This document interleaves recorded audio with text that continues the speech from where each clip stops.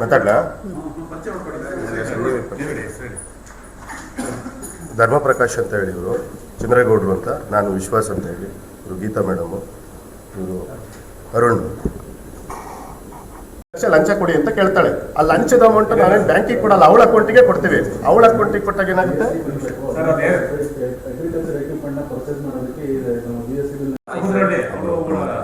ರಾಮನಗರದಲ್ಲಿ ಬಟ್ಟೆ ಅಂಗಡಿ ಇಟ್ಕೊಂಡಿದ್ರು ಅವರು, ಚಿಕ್ಕನೂರು ಅಲ್ಲೇ ರಾಮನಗರದ ಬೆಳೆದ್ರು, ಇಲ್ಲಿ ಹಾಸನ ಹತ್ರ ಸಮುದ್ರದಲ್ಲಿ ಬರುತ್ತೆ, ಸ್ವಂತ ಊರದ್ದು.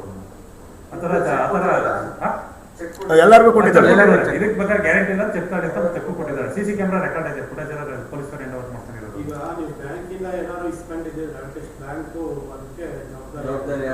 ಹೌದೌದು, ಬಟ್ ಹೌದೌದು ನೀವ್ ಹೇಳ್ತೀರ ಸರಿ. ಬಟ್ ಅಲ್ಲಿ ಏನಾಗಿದೆ ಅಂದ್ರೆ ಲಂಚ ದುಡ್ಡು ತಗೋತಾ ಇರೋದಲ್ಲ. ಸರ್ವರ್ ಬಂದ ಮೆಂಬರ್ ಕೊಡ್ಬೇಕಂತ ಸೀಲ್ ಹಾಕಿದ್ರು. ಸರ್ವರ್ ಬಿಸಿ ಅಂತ ಹೇಳಿ ಬಾಂಬೆಯಿಂದ ಬರ್ಬೇಕು, ರೆಡಿ ಮಾಡಕ್ಕೆ ಸೀಲ್ ಹಾಕಿಲ್ಲ ಸರ್. ಸರ್ವರ್ ಬಿಸಿ ಅಂತ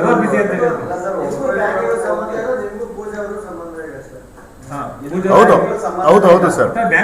ಈಗ ಪೂಜೆಗೆ ನಾವು ಕೊಟ್ಟು ಕಳ್ಕೊಂಡಿದೀವಿ, ಅವರಿಗೂ ನಮಗೂ ಸಂಬಂಧ. ಬಟ್ ಇಲ್ಲಿ ಏನಾಗಿದೆ ಅಂದ್ರೆ ಪೊಲೀಸ್ನವರು ಮಿಂಗಲ್ ಆಗಿರೋದ್ರಿಂದ FIR ಆಗಿದ್ರು ಕೂಡ ಅವಳನ್ನ ಕರ್ಕ ಬಂದ್ಬಿಟ್ಟು ಜೈಲಿಗೆ ಆಗ್ತಾ ಇಲ್ಲ, ಹುಡುಕ ವ್ಯವಸ್ಥೆ ಮಾಡ್ತಾ ಇಲ್ಲ. ಇದು ಸಮಸ್ಯೆ. ಈ ಪ್ರೆಸ್ ಮೀಟ್ ಉದ್ದೇಶನೇ ಏನಪ್ಪಾ ಅಂದ್ರೆ ಈ ಪೊಲೀಸ್ ವ್ಯವಸ್ಥೆ ಸರಿ ಇಲ್ಲ. ನಾವ್ ಎಷ್ಟೇ ಕೇಳಿದ್ರು ಕೂಡ ಅವಳನ್ನ ಹಿಡಿಯೋ ಪ್ರಯತ್ನ ಮಾಡ್ತಿಲ್ಲ. SP ಹೋಗಿದೀವಿ, DC ಹತ್ರ ಹೋಗಿದೀವಿ, MP ಅವ್ರಿಗೂ ಹೋಗ್ಬಿಟ್ಟು ಫೋನ್ ಮಾಡಿಸ್ಬಿಟ್ಟು ಹೇಳಿಸಿದೀವಿ. 63 ಜನ ಇದ್ದಾರೆ, ನಮಗೆ ಗೊತ್ತಿರಂಗೆ 63 ಜನ ಇದ್ದಾರೆ. ಇನ್ ಕೆಲವರು ನೋಡೋಣ ಮಾಡೋಣ ಅನ್ನೋರು ಇರ್ತಾರಲ್ಲ, ಕೆಲವರು ಮೈಸೂರವ್ರು ಇದ್ದಾರೆ.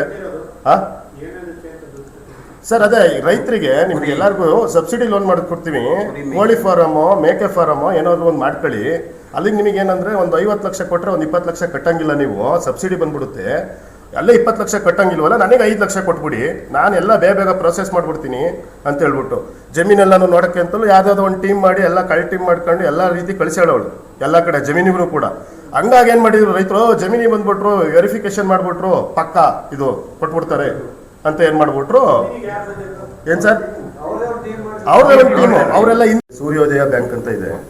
ಆ ಸೂರ್ಯೋದಯ ಬ್ಯಾಂಕಲ್ಲಿ ಏನು ಮಾಡಿದ್ರು, ಪೂಜಾ HS ಅಂತ ಹೇಳ್ಬಿಟ್ಟು ಒಬ್ರು ಮ್ಯಾನೇಜರ್ ಆಗಿ ಕೆಲಸ ಮಾಡ್ತಾ ಇದ್ರು. ಅವ್ರೇನು ಮಾಡಿದ್ದಾರೆ, ಎಲ್ಲರಿಗೂ ಕೂಡ ಈ ರೈತರುಗಳಿಗೆ ಸಬ್ಸಿಡಿ ಲೋನ್ ಕೊಡಿಸ್ತೀನಿ ನಾನು, ಒಂದು 50 ಲಕ್ಷ ಲೋನ್ ಅಂದರೆ ಒಂದು 5 ಲಕ್ಷ ಕೊಡಿ ಲಂಚ, ಈ ಥರ ಎಲ್ಲ ಹೇಳಿ ಏನು ಮಾಡಿದ್ದಾರೆ, ಎಲ್ಲರ ಹತ್ರ ರೈತರ ಹತ್ರ 5 ಲಕ್ಷ 10 ಲಕ್ಷ 20 ಲಕ್ಷದವರೆಗೂ ಸೇರಿಸ್ಬಿಟ್ಟು ಎಷ್ಟು ತಗೊಂಡೋಗಿದ್ರೆ ಆಲ್ಮೋಸ್ಟ್ 6 ಕೋಟಿ ದುಡ್ಡನ್ನ ತಗೊಂಡು ಏನೋ ದುಬೈ ಹೋಗಿದ್ದಾಳೆ ಅಂತ ಮಾಹಿತಿ ಇವ್ರು ಹೇಳಿರೋದು, ಪೊಲೀಸ್ನವ್ರು ಹೇಳಿರೋದು. ಬಟ್ ಇಲ್ಲಿ ಏನು ವಿಚಾರ ಏನಪ್ಪ ಅಂದರೆ ಅವರು ಪೊಲೀಸ್ನವರು ಕೂಡ ಮಿಂಗಲ್ ಆಗಿರ್ಬೋದು, ಅವ್ರು ಯಾವುದೇ ರೀತಿ ಕ್ರಮ ತಗೊಳ್ತಿಲ್ಲ. ಇದನ್ನು ನಾನು SP ಮತ್ತು DC ಅವ್ರಿಗೆ ಲೆಟರ್ ಕೊಟ್ಟಿದ್ದೆ, ಅವ್ರು ಕೂಡ ಹೇಳಿದ್ದಾರೆ. ಮತ್ತು ಬೇರೆ ಕೆಲವರು ಗಣ್ಯ ವ್ಯಕ್ತಿಗಳು ಕೂಡ ಪ್ರೆಷರ್ ಹೇಳಿದ್ದಾರೆ, ಅವ್ರು ಹಿಡಿಲೇಬೇಕು, ಹಿಡ್ಕೊಡಿ ಅಂತ. ಬಟ್ ಇಲ್ಲಿ ಯಾವುದೇ ರೀತಿ ಯಾರೇ ಸರ್ಕಲ್ ಇನ್ಸ್ಪೆಕ್ಟರ್ ಆಗಲಿ ಬೇರೆಯವರಾಗಲಿ ಎಲ್ಲೋದ್ರೂ ಕೂಡ ಯಾವುದೇ ರೆಸ್ಪಾನ್ಸ್ ಇಲ್ಲ. ಹಿಡಿಬಹುದು, ಆದರೂ ಕೂಡ ಅವ್ರು ಯಾರು ಕೂಡ ಯಾವುದಕ್ಕೂ ಕ್ರಮನೇ ತಗೊಳ್ತಿಲ್ಲ. ಅವರು ಹಿಡಿಯೋಕ್ಕೆ ಆಗ್ತಿಲ್ಲ ಅವ್ರಿಗೆ. ಇಲ್ಲ ಅವ್ರಿಗೆ ಅಲ್ಲಿಲ್ಲ ಇಲ್ಲಿಲ್ಲ, ಯಾವುದೋ ದುಬೈ ಫ್ಲೈಟ್ ಇಲ್ಲ ಇನ್ನೊಂದಿಲ್ಲ ಅಂತೇಳಿ ಬೇರೆ ಯಾವ ಸಣ್ಣ ಮಕ್ಕಳು ಕೂಡ ರೀಸನ್ಸ್ಗಳನ್ನ ಕೊಡ್ತಾ ಇದ್ದಾರೆ ಅವರು ಸರ್ಕಲ್ ಇನ್ಸ್ಪೆಕ್ಟರ್. SP ಮೇಡಮ್ ತಕ್ಕ ಹೋದರೆ ಮೀಡಿಯಾಗೆಲ್ಲ ಏನು ಹೋಗೋದು ಬೇಡ, ನೀವು ಒಂದು 3-4 ದಿವಸ ಇರಿ, ನಾನು ಎಲ್ಲ ಏನಾರು ಮಾಡಿ ಹಿಡಿಸ್ತೀನಿ ಅಂತ ಹೇಳ್ತಾರೆ. ಅದಕ್ಕಾಗಿ ಇಷ್ಟು ದಿವಸ ನಾವು ಮೀಡಿಯಾಗೂ ಬಂದಿರಲಿಲ್ಲ. ಹಾಗೆ ಆಲ್ಮೋಸ್ಟ್ 2 ತಿಂಗಳಾಗೋಯ್ತು. ಆಲ್ರೆಡಿ ಎಲ್ಲ FIR ಆಗಿದೆ, ಇದೇ FIR ಕಾಪಿ FIR ಆಗಿದೆ. ಆಮೇಲೆ ಏನಾಗಿದೆ, ಪ್ರವೀಣ್ ಅಂತ ಹೇಳ್ಬಿಟ್ಟು ಪೊಲೀಸ್ ಇದ್ದಾರೆ ಇಲ್ಲಿ ಟೌನ್ ಸ್ಟೇಷನ್ ಕ್ರೈಮ್ ಬ್ರಾಂಚಲ್ಲಿ, ಅವರು ಕೂಡ ಇದ್ರ ಜೊತೆ ಮಿಂಗಲ್ ಆಗಿರೋ. ಅವರು ಎಷ್ಟೊಂದು ಜನಕ್ಕೆ ನನ್ನ ಮಿಸ್ಸಸ್ ಇವರು ಅಂತ ಹೇಳ್ಕೊಂಡಿದ್ದಾರೆ. ಅವರಿಂದನೇ ಆಗಿ ಪೊಲೀಸ್ ಡಿಪಾರ್ಟ್ಮೆಂಟೇ ಇದೆಯಲ್ಲ ಅಂತೇಳಿ ಎಷ್ಟೋ ಜನ ರೈತರುಗಳು ನಂಬಿಬಿಟ್ಟಿದ್ದಾರೆ ಅವ್ರನ್ನ. ಇಷ್ಟೊಂದು ಜನ ಎಲ್ಲ ನಂಬಕ್ಕೆ ಕಾರಣನೇ ಇವ್ರು ಡಿಪಾರ್ಟ್ಮೆಂಟ್ ಇದೆ, ಪೊಲೀಸು ಜೊತೆಗಿದ್ದಾರೆ, ಎಲ್ಲರಿಗೂ ಮಾಡಿಸ್ಕೊಟ್ಟಿದ್ದಾರೆ.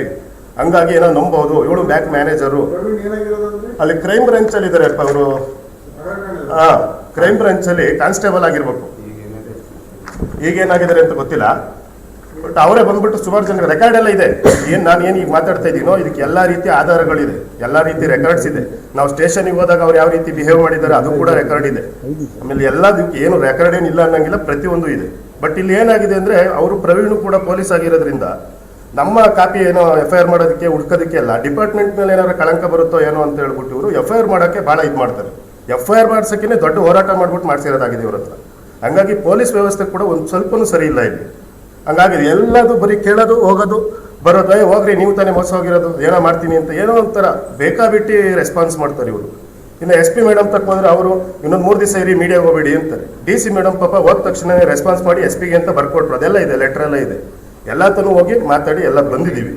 ಬಟ್ ಇಲ್ಲಿ ನ್ಯಾಯ ಸಿಗ್ತಾ ಇಲ್ಲ. ಆಸ್ತ ಪೊಲೀಸ್ ವ್ಯವಸ್ಥೆ ಫುಲ್ ಹದಗೆಟ್ಟು ಹೋಗ್ಬಿಟ್ಟಿದೆ. ಇದು ದೊಡ್ಡ ಸಮಸ್ಯೆ ಆಗ್ಬಿಟ್ಟೈತೆ. ಆಮೇಲೆ ಇಲ್ಲಿ ಎಷ್ಟು 63 ಜನ ಇದ್ದಾರೆ ಗ್ರೂಪಲ್ಲಿ, ಮೋಸ ಹೋಗಿರೋ ಗ್ರೂಪಲ್ಲಿ ಹಾಸನದಲ್ಲಿ 63 ಜನ ಇದ್ದಾರೆ. ಎಲ್ಲ ಏನೋ ಬಂದ್ರೆ ಇದಾಗುತ್ತೆ ಹಂಗೆ ಹಿಂಗೆ ಅನ್ಕೊಂಡು ಎಷ್ಟೋ ಜನ ಮುಚ್ಚುಮರೆಯಲ್ಲಿದ್ದಾರೆ. ಇನ್ ಕೆಲವರು ಡೈರೆಕ್ಟ್ ಆಗಿ ಬಂದು ಹೇಳ್ತಾ ಇದ್ದಾರೆ. ಅಷ್ಟೇ 63 ಜನ ಬೆಳಕಿಗೆ ಬಂದಿರೋದು. 6 ಕೋಟಿ ದುಡ್ಡು ಅವಳು ತಗೊಂಡೋಗಿದ್ದಾಳೆ. ಇದಕ್ಕೆ ಪೊಲೀಸ್ ಅವ್ರದ್ದೇ ಇದಿದೆ ಸರ್. ಬ್ಯಾಂಕ್ ರನ್ನಿಂಗ್ ಇದೆ ಸರ್. ಬ್ಯಾಂಕ್ ಮ್ಯಾನೇಜರ್ ಅವಳು ಸೂರ್ಯೋದಯ ಅಂತ ವಿಜಯನಗರದಲ್ಲಿದೆ. ಅವಳು ಮ್ಯಾನೇಜರ್ ಆಗಿದ್ದು ಈಗ ರನ್ನಿಂಗ್ ಇದೆ. ಬ್ಯಾಂಕ್ ಎಲ್ಲ ರನ್ನಿಂಗ್ ಇದೆ. ಬಟ್ ಇವ್ರು ಯಾರು ಇಲ್ಲ ಅಷ್ಟೇ. ಇವ್ರು ಕದ್ದೋಗ್ಬಿಟ್ಟಿದಾರಲ್ಲ, ಹಂಗಾಗಿ ಇಲ್ಲ ಅವ್ರು. ಬ್ಯಾಂಕಲ್ಲಿ ಕೇಳಿದ್ರೆ ಅವ್ರು 3 ತಿಂಗಳಿಂದನೇ ರಿಸೈನ್ ಮಾಡಿದ್ರು. ಏನೋ ಪ್ರೊಫೆಷನಲ್ ಪೀರಿಯಡ್ ಅದ್ರಲ್ಲಿ ಏನೋ ಮಾಡ್ತಿದ್ಲು ಕೆಲಸ. ನೀವು ಬಕ್ರ ಆಗ್ಬಿಟ್ಟಿದ್ದೀರೋ ಮಿಸ್ ಆಗಿ, ನಾವೇನ್ ಮಾಡೋಣ ಅಂತ. ಬ್ಯಾಂಕಿಗೆಲ್ಲ ಅವಳೇ ಇಸ್ಕೊಂಡಿದ್ಲು.